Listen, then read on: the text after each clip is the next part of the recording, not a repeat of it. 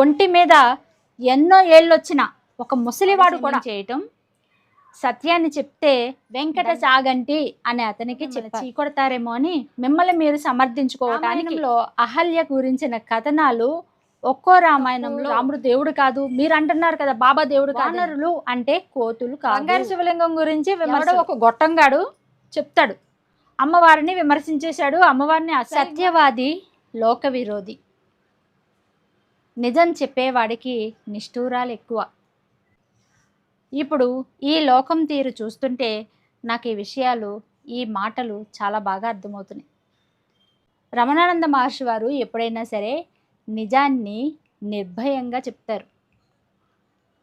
ఆయన ప్రమాణాలతో ఏదైనా నిజము అని నమ్మితే లోకమంతా ఏకమైనా సరే అదే మాట మీద నిలబడతారు, అసత్యాన్ని ఎప్పుడూ పలకరు.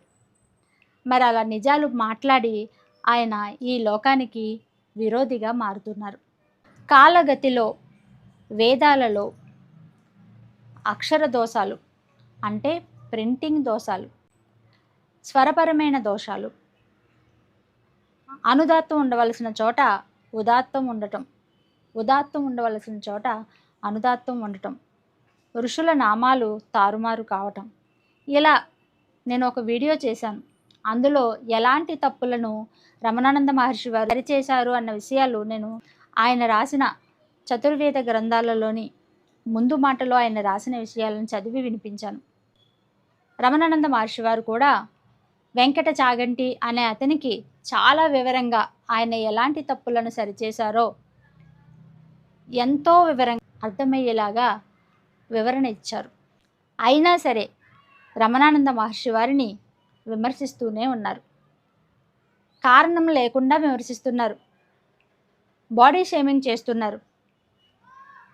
మరి బాడీ షేమింగ్ చేసేవారి వాళ్ళ బాడీని కూడా ఒక్కసారి అద్దంలో, నిలువుట అద్దంలో చూసుకుని మీరు ఎలా ఉన్నారో ఒకసారి చూసుకుని అప్పుడు ఎదుటి వారిని బాడీ షేమింగ్ చేస్తే బాగుంటుందని ఈ సందర్భంగా చెప్తున్నాను. ఒంటి మీద ఎన్నో ఏళ్ళొచ్చిన ఒక ముసలివాడు కూడా, ఒక ముసలివాడు మొఖం నిండా గడ్డాలు వేసుకుని ఉన్నాడు, ఒక ముసలివాడు, వాడు కూడా మరి వాడు ఎవరో ఏమిటో తెలియదు, ప్రతి ఒక్కడికి ఒకడో స్క్రిప్ట్ ఇస్తున్నాడు. ఏమనంటే బాడీ షేమింగ్ చేయమని గురువు గారిని. అదే డైలాగ్, ఒకే డైలాగ్ ప్రతి ఒక్కడు మాట్లాడుతున్నాడు. ఈ బాడీ షేమింగ్ చేసేవాళ్ళు ఎవరు? జనాలకి, ప్రజలందరికీ తెలుసు. ఈ బాడీ షేమింగ్ చేసేవాడే మిగతా వాళ్ళకు కూడా స్క్రిప్ట్ ఇచ్చి వాళ్ళతో కూడా బాడీ షేమింగ్ చేపిస్తున్నాడు. సత్యాన్ని చెప్తే దాన్ని జీర్ణించుకోలేక ప్రజలందరూ చీకొడతారేమో అని వాళ్ళని వాళ్ళు సమర్థించుకోవటానికి రమణానంద మహర్షి వారినే తప్పు పడుతూ వేదాలలో అసలు తప్పులే లేవని, వేదాలలో తప్పులున్నాయని ఆయన చెప్పలేదు, వేదాలలో అచ్చు దోషాలు, ఎలాంటి దోషాలు ఉన్నాయో రమణానంద మహర్షి వారు చాలా క్షుణ్ణంగా అర్థమయ్యేలాగా వెంకట చాగంటి అనే అతనికి చెప్పారు. చెప్పినా సరే ఆ వెంకట చాగంటి నోరు ముయ్యలేదు. మిగతా వారు ఎవరూ కూడా నోరు ముయ్యకుండా ఇష్టం వచ్చినట్లు రమణానంద మహర్షి వారిని విమర్శిస్తూ ఉన్నారు. మరి ఇవన్నీ కూడా ప్రజలు గమనిస్తున్నారు, అది తెలుసుకోండి. ముందు ప్రజలు అన్నీ గమనిస్తున్నారు. దేవనాగరి లిపిని ఆధారంగా పెట్టుకుని దానిలో మంత్రాలను సరిచూసుకుంటూ నేను పరిష్కరించాను. రమణానంద మహర్షి వారు చక్కగా వివరంగా చెప్తే అది అర్థం చేసుకోక, అర్థమయ్యింది మీకు అందరికీ కూడా అర్థమయ్యి కూడా కావాలని మహర్షి వారిని విమర్శిస్తున్నారు. ఎందుకంటే మీ తప్పు, మీరు ఇన్నాళ్ళు చేసిన తప్పు బయటపడిపోతుందని, ప్రజల్లో తప్పు వేదాలనే, వేద మంత్రాలనే మీరు చదివారన్న ప్రజలు మిమ్మల్ని చీకొడతారేమో అని మిమ్మల్ని మీరు సమర్థించుకోవటానికే రమణానంద మహర్షి వారిని విమర్శిస్తున్నారు. కరెక్ట్ అయిన నిక్కచ్చైన పండితులైతే గనక పీఠానికి వెళ్ళండి, వెళ్ళి రమణానంద మహర్షి వారిని అడగండి, మీరు ఏ విధంగా పరిష్కృతం చేశారు, ఏ తప్పులను మీరు కనిపెట్టారు, మాకు కూడా చూపించండి అని తెలుసుకుని అప్పుడు మాట్లాడండి.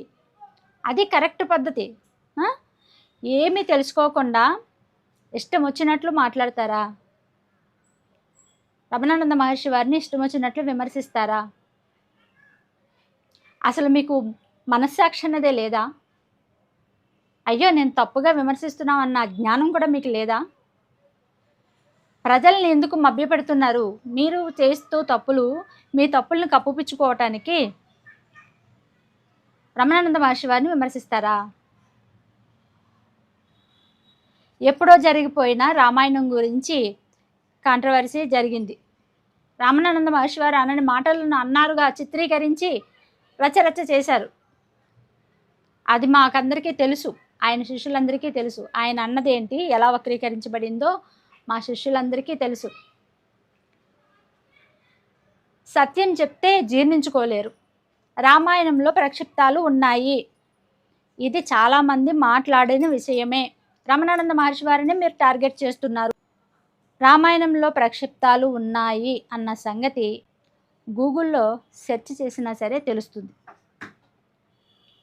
రామాయణంలో అహల్య గురించిన కథనాలు ఒక్కో రామాయణంలో ఒక్కో విధంగా ఉన్నదన్న సంగతి గూగుల్ కూడా చెప్తుంది. అదే విషయాలు రమణానంద మహర్షి వారు చెప్పారు. తప్పే ఉంది?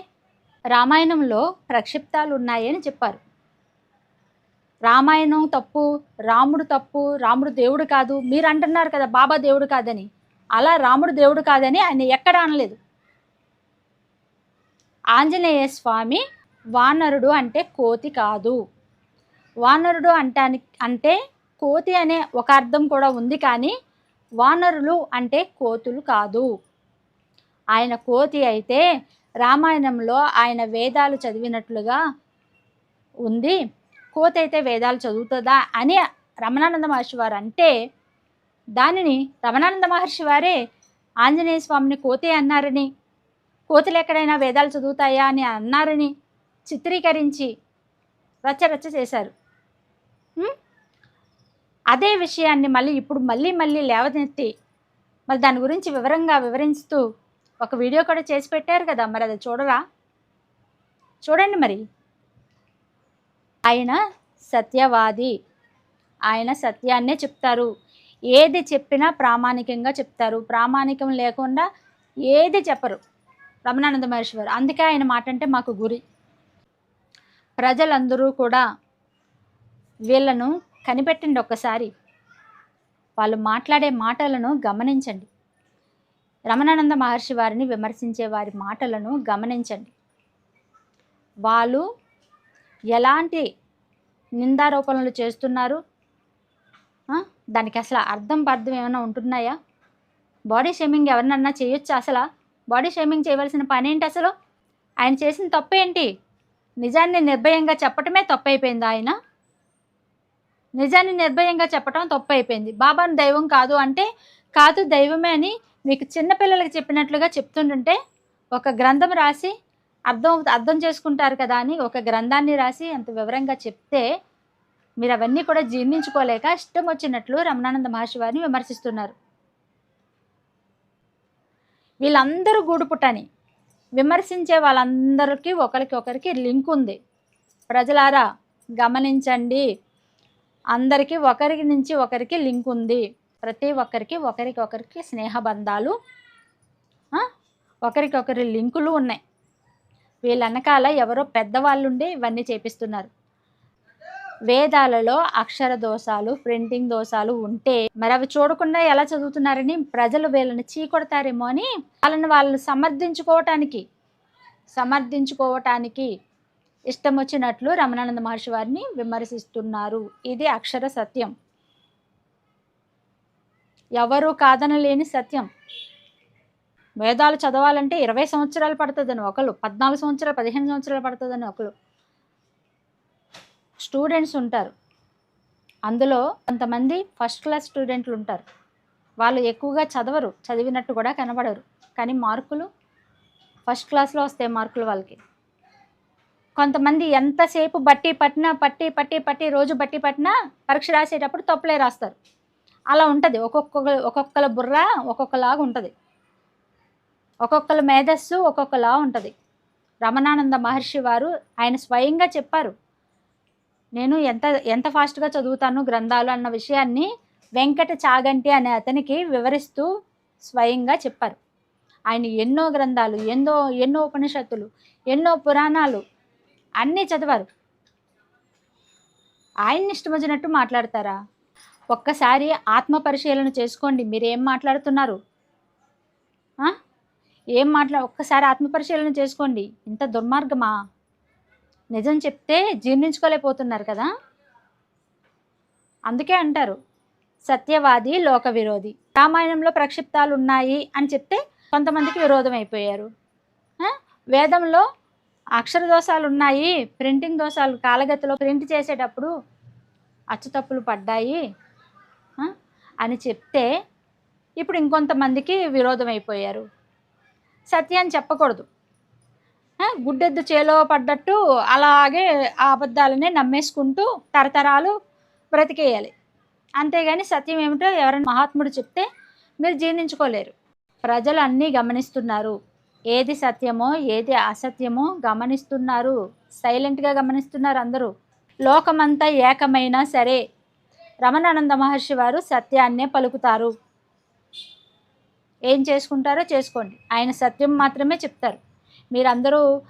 మీరందరూ విమర్శిస్తున్నారు కదా, బాడీ షేమింగ్ చేస్తున్నారు కదా అని వేదాల్లో తప్పులున్నా సరే, అచ్చుదోషాలున్నా సరే లేవని చెప్పటం, రామాయణంలో ప్రక్షిప్తాలు ఉన్నా సరే ఒక్కొక్క రామాయణంలో ఒక్కొక్క రకంగా ఆహల్య కథ ఎందుకుంది, మరి దాని గురించి ఎందుకు మాట్లాడరు? ఎవరు ఎందుకు మాట్లాడరు? ఒక్కొక్క రామాయణంలో ఒక్కొక్క కథనం ఎందుకుంది? గూగుల్లో కూడా నేను సెర్చ్ చేశాను, ఉందని చెప్పింది. రమణానంద మహర్షి వారు చేసిన తప్పేంటి? కొంతమంది శిష్యులు ఆయన వాళ్ళే శక్తిపాతం ద్వారా ఆయన శక్తి ఏమిటో గమనించిన శిష్యులు ఆయన గురువుగా ఎన్నుకొని 20 సంవత్సరాలు 25 సంవత్సరాల నుంచి నిలబడిన శిష్యులు మాత్రమే ఆయన చేస్తున్న ప్రతి కార్యక్రమానికి డబ్బులు కట్టి ఆ మహాపీఠంలో మా పేరు మీద తరతరాలుగా పూజించబడే శివలింగం ఉండాలి అని ఆ డబ్బు కట్టుకోగలిగిన వారందరూ డబ్బు కట్టుకుని అక్కడ శివలింగ ప్రతిష్టలు చేసుకుని వాళ్ళ భాగ్యానికి ఎంతో మురిసిపోతూ ఉన్నారు. బంగారు శివలింగం గురించి విమర్శలు.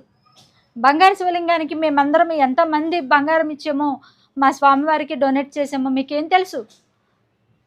ఏం తెలుసని మాట్లాడుతున్నారు? మేము శిష్యులందరం కూడా డొనేట్ చేసాం బంగారం.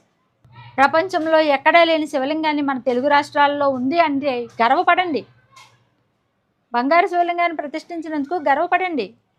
ఆయన ఎప్పుడు ప్రచారం చేసుకోరు. ఆయన గొప్పతనాన్ని ఎప్పుడు ఎక్కడ ప్రచారం చేసుకోలేదు.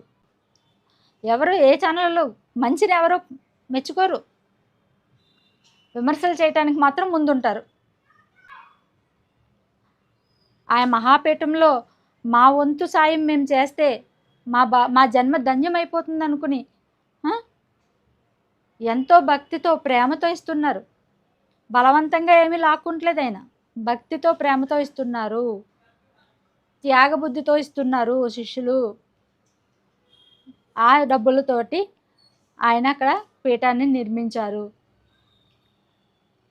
అవన్నీ మీకేమీ తెలియదు.